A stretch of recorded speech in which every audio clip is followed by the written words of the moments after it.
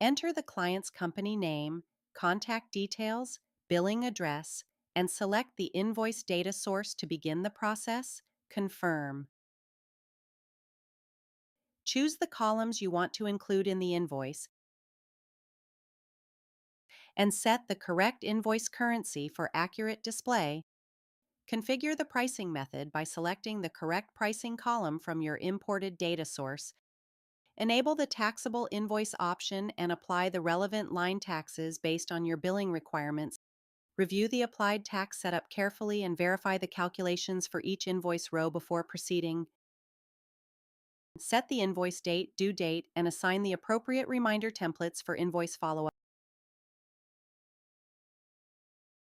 Add a custom reminder date if you want to schedule an extra payment reminder for the client.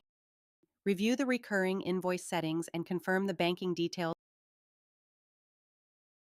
Click the Save Invoice button to generate and finalize the invoice successfully.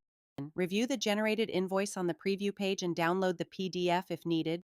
The invoice email is automatically delivered to the client with the invoice details and document attached.